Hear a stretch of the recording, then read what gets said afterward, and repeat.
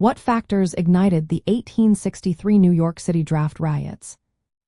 Imagine a city on the brink of chaos, where anger and frustration boil over into violence. That's what happened in New York City in July 1863. It all started with a law called the Enrollment Act, passed in March of that year. This law was the first federal draft to supply soldiers for the Civil War. It required all men between 20 and 45 to sign up for the army.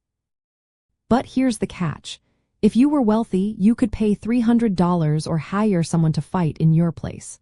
Poor workers, especially Irish immigrants, couldn't afford this fee. They saw the draft as a rich man's war, poor man's fight, and that made them furious. They believed the system was unfair because the rich could buy their way out of fighting while the poor had no choice. At the same time, the city was struggling economically. Food prices were rising, rents were going up, and wages weren't keeping pace.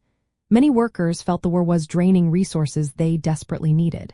They saw the government and wealthy elites profiting while they suffered. This economic squeeze created a lot of resentment. People felt they were being used and ignored, which made them angry at the system and those in power.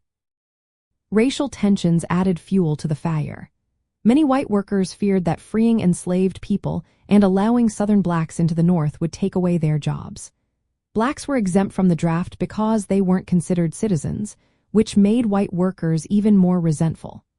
Rumors spread that black workers were taking jobs from whites, and mobs attacked black neighborhoods, homes, and businesses. The violence quickly took on a racial tone, with mobs trying to push African Americans out of the city's labor market. The political climate also played a role. Many Irish immigrants and working-class residents supported the Democratic Party, which opposed the war. They believed the war was too costly and unnecessary.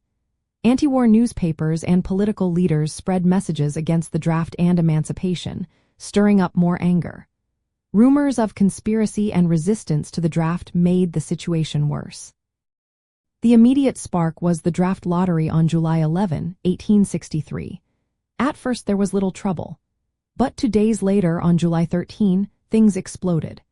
Firefighters who had recently lost their draft exemptions led mobs to attack draft offices. They destroyed documents and set buildings on fire. The violence spread quickly, with riots, looting, and attacks on police and black communities lasting for days. All these factors, the unfair draft law, economic hardship, racial tensions, political opposition, and the sudden draft lottery, came together to ignite the largest civil disturbance during the Civil War. It was a perfect storm of social and cultural frustrations that turned into chaos.